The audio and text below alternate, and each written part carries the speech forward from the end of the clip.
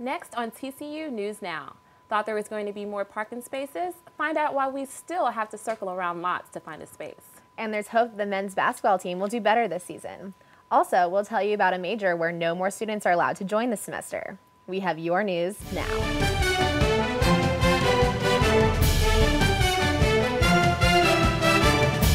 From the Schieffer School of Journalism, this is TCU News Now. Hi, and thanks for joining us for our first show of the semester on TCU News Now. I'm Kayla Travis. And I'm Mandy Neglich.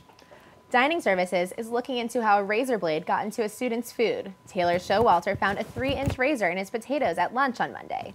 Supervisors of the Blue said the piece came off of a machine in the kitchen. Sodexo provides food services for TCU, and the company says the machine is no longer in use.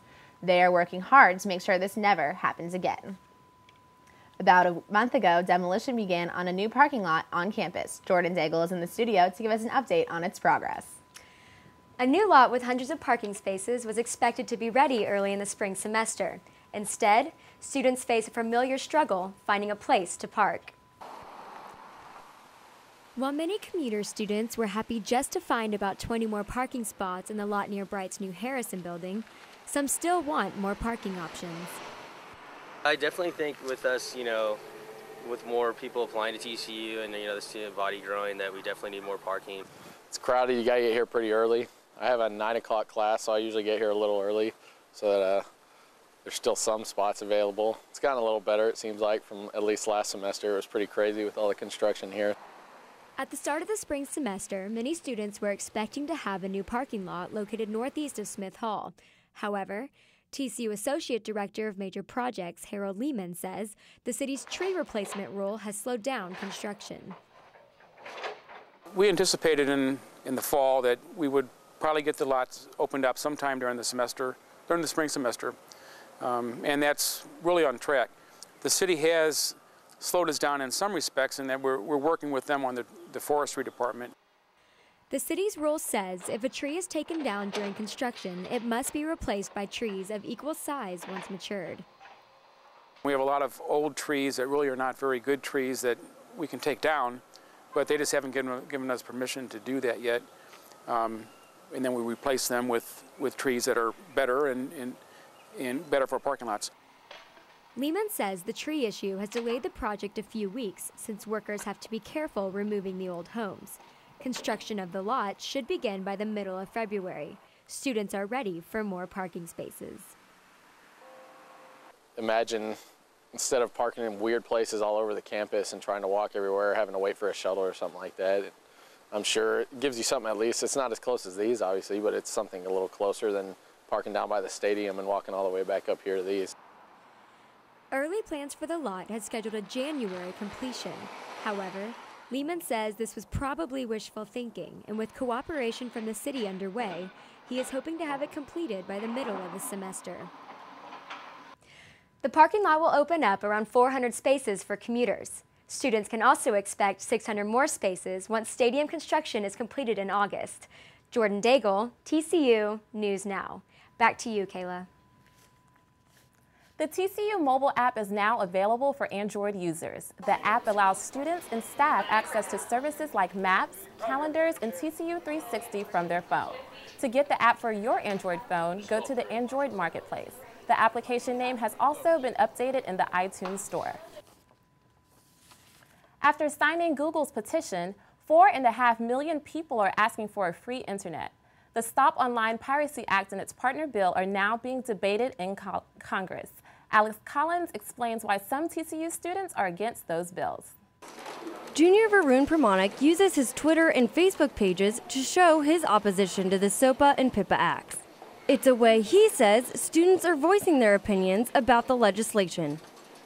On January 18th, when Wikipedia blacked out and they inspired a whole bunch of other websites to black out, I decided to black out my Facebook and my Twitter. So I blacked out my profile picture on Facebook, and I blacked out my cover on my timeline on Facebook, and I blacked out my Twitter account. Media law professor Chip Stewart says sites like Google and Wikipedia are protesting because the new acts would shift legal responsibility from the individual website user to the internet service providers themselves. Some of the worry is due process. Say a Wikipedia would say, yes, we have users who post copyright infringing materials on our site. If we're asked to take them down, we'll take them down. But here the response might be, the government could come in and say, you're hosting a lot of pirated material, we're going to shut you down without a court hearing. The bills were originally drafted as a way to protect media companies from websites illegally distributing their material, but some say the acts are too broad and give the government too much power. Senior Jacob Barrett is also protesting the acts on his Twitter account. He says the bills would give the government too much authority and restrict the creativity of internet users wanting to post on popular websites. I think pretty much every student is for having an open internet and being able to express themselves as however they want. And any law restricting that internet is just bogus. The bills are being postponed indefinitely because of protests from major websites and internet users like Barrett. Policymakers will now decide whether they will rewrite the bills or abandon them completely. Alex Collins, TCU News Now. The number of college students volunteering their time has decreased. More than 25% of four-year colleges and 50% of community colleges offer course credit for volunteer hours. TCU doesn't require a certain amount of volunteer hours, but many organizations on campus do. The peak of volunteerism for college students was in 2004, with 31% of students giving their time for a good cause. The Horned Frog football team ended on a good note with yet another Poinsettia Bowl title. TCU News Now sports director Landon Half is in the studio to tell us what went on the field in San Diego. That's right. Horned Frog football players were in San Diego for several days, doing more than just preparing to take on the Louisiana Tech Bulldogs. The players lived out the School is First motto as the seniors had their own graduation ceremony at the hotel the day before the game. Players from both teams took part in a Make-A-Wish Foundation ceremony at the Omnia Hotel, where the players met children who benefit from the foundation. The trip included lunch on the USS Midway, where one Make-A-Wish participant was named honorary captain for each team. These events, as well as a trip to the San Diego Zoo, made up the team's experience off the field. Let's take a look at what the Frogs look like on the field. The Horned Frog football team enters the Big 12 in 2012 with some momentum after a second consecutive bowl game win in California. After a slow start in San Diego, the Frogs were knotted up with Louisiana Tech at halftime and trailed after 3 quarters.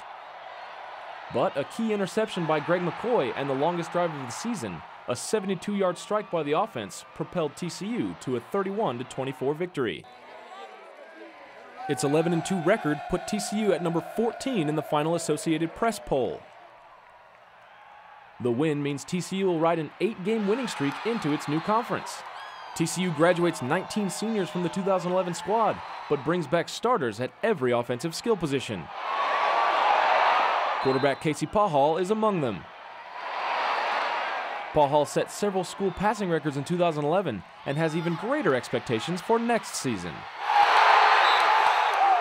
Yeah, the bar is always going to be set high for me, for myself and for my teams. Pahal makes sure to attribute his success to the other contributors on the offensive side of the ball.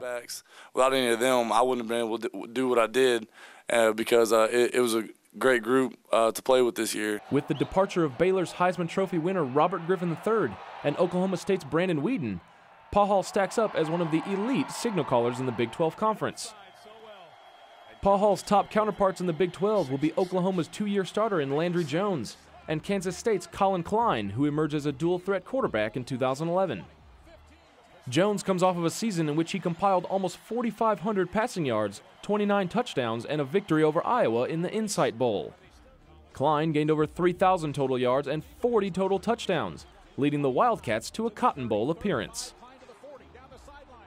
Pahal and the Frogs enter a conference that features 3 defending conference champions: the defending Big 12 champion Oklahoma State Cowboys, the Big East champion West Virginia Mountaineers, and the Mountain West champion Horned Frogs.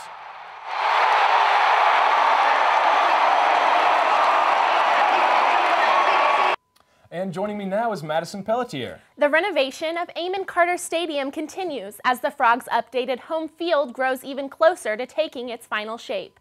Demolition of the stadium's east side began following the TCU's final home game against UNLV on December 3rd. And with demolition complete, the first columns for the new east stands have already been put up. Renovations continue on the West Side's press box and luxury suites, as well as a brand new locker room, equipment room, and training room. All of the renovations are scheduled to be completed this July.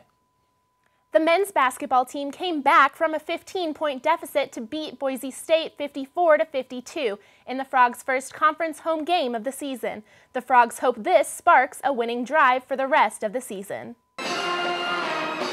The 0-2 start of the Frogs' conference play started looking similar to last season's campaign, when the Frogs won just one in conference.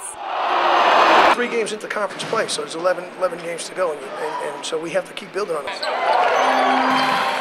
But in the Frogs' first home conference game of the season, they rebounded back to bring their conference record to 1-2, something head coach Jim Christian said is important as the Frogs end their last season in the Mountain West. Well, we're going to stay in the race. We're going to play hard. I mean, we want this. There's 8 teams in the league. Everybody's trying to win it. As for the burst of energy at the end of the game, Anderson said the fan support of just under 5,000 in attendance pushed the team to finish on top. Especially with the crowd being there, helped us out a lot. But yeah, the guys, we had a lot of energy and just felt like we needed to keep that going to get the win. The team hopes the drive felt at the end of the Boise State game continues to stay strong toward the end of the season. Hopefully it's a momentum changer, and just going out and getting these next couple of games, especially the ones that's home. So we're going to have to take advantage of our opportunities and keep getting better. And as guys keep developing, we're going to be in the race. And eventually bring the Frogs as hopeful Mountain West Conference title contenders. The men's team was ranked 7th in the Mountain West Conference going into the game against 8th-ranked Boise State. There are 11 games left of the regular season. Reporting in studio, I'm Madison Pelletier. TCU will welcome former Canadian Prime Minister Jean Chrétien as the second speaker at the Vicente Fox Forum of World Leaders on February 15th. Chrétien is credited with improving the Canadian economy, among other accomplishments. The forum's key focus is facilitating connections between former world leaders and college students. A new Panhellenic sorority will become part of the Greek community this fall. Last spring, women of the Panhellenic voted to add 2 new chapters. TCU chose the sorority Alpha Omicron Pi because of their interest in creating positive membership and campus life experiences. The sorority will be recruiting members from all years, not just freshmen. Alpha Omicron Pi will start recruiting members in August. Exploring options for the future may include changing a major at least once during your college career. Brittany Rainville joins us in studio to tell us why that may not be easy. That's right. If you're thinking about switching your major to strategic communication, you might want to reconsider. The program is not accepting any more students this semester. After she was unable to transfer into the strategic communication major, Tanya Hale is beginning the second semester of her sophomore year on an unexpected route. Kind of being shot down from that opportunity kind of set me back a little bit. Division Chair of Strategic Communication Julie O'Neill says in the past 2 years, the program has added about 70 more students. Right now we have more students who are wanting to study strategic communication, and we have the ability to offer the courses to meet those needs. She says the current state of the job market may be one reason so many students want in. PR continues to add jobs despite this being kind of a recession in the last few years. So there are jobs out there, and that's a good thing for our students. And it isn't uncommon for undergraduate students to graduate with a different major than what they started with. According to collegeboard.com, most students don't even choose a major until the end of their sophomore year, and over half of them change it. Hale says one reason she chose a smaller school like TCU was to have the opportunity to explore different fields. The problem was for me is that could have held my dream position or some of my dream courses, and I wasn't able to take them because a department didn't have enough spaces for a sophomore who is paying almost full tuition to attend this university to go here to be that major. The Associate Dean of Adran College says popular academic programs can't promise students a spot, so the sooner you choose, the better. As a rule, I guess if a student is interested in one of those heavily subscribed majors, whether it's strategic communication, communication studies, even business, I think I would rather not have to advise them to get into them sooner, but I think that's probably the best advice for them. Students who find themselves in this position should focus on taking core classes until the major opens up, and declare a pre-major in order to get an advisor. For students interested in becoming a strategic communication major, a minor, or emphasis will be required for the program. I put together a list of courses you can take in the meantime and put that online. Wow, that's really a dilemma in that major. Have you had any problems at TCU signing up for your classes? No, I haven't, but I think it's a great time to take those fun classes, you know, maybe something like cooking or ceramics. I know I had no problems enrolling in my tennis class this semester. Well, that's a good thing, because that probably really would have ruined your semester. No, it really would have, honestly. I'm sure. Well, that's it for the first show of TCU News Now this semester. I'm Mandy Neglich. And I'm Kayla Travis. For more stories and information, visit TCU360.com. See you next time.